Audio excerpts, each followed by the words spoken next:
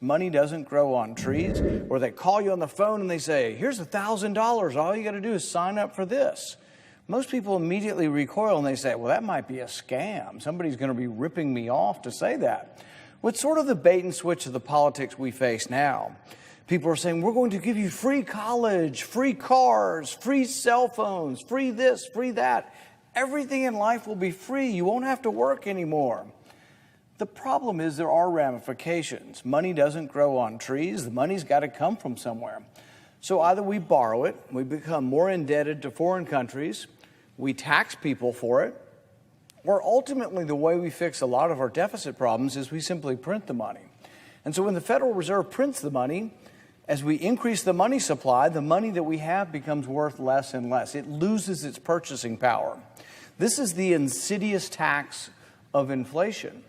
And the interesting thing about it is inflation is a regressive tax. It doesn't affect everyone the same.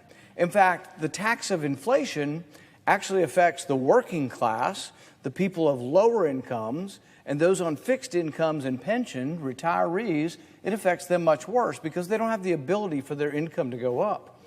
So right now we're facing 5% inflation because of the massive borrowing that really both parties instituted in the last year. They decided that the result to the pandemic would be to close everything down, destroy the economy, and then give everyone free money. And to a large extent, both parties actually did this last year.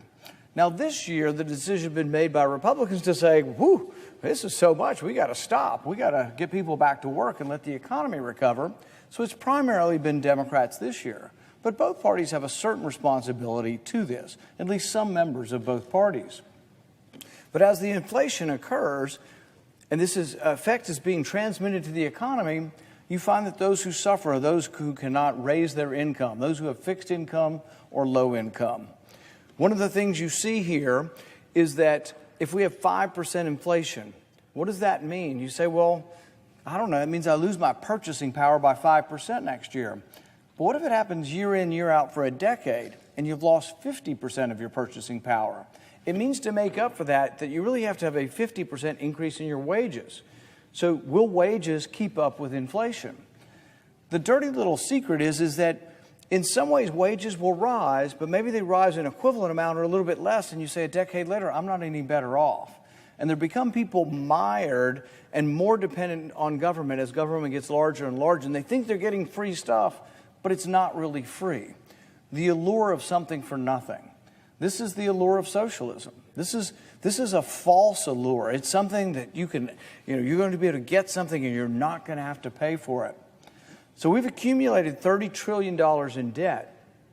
Interest payments have been fairly low over the past decade or so. Interest payments are about, 1, 2, 2.5%. But now interest rates are rising.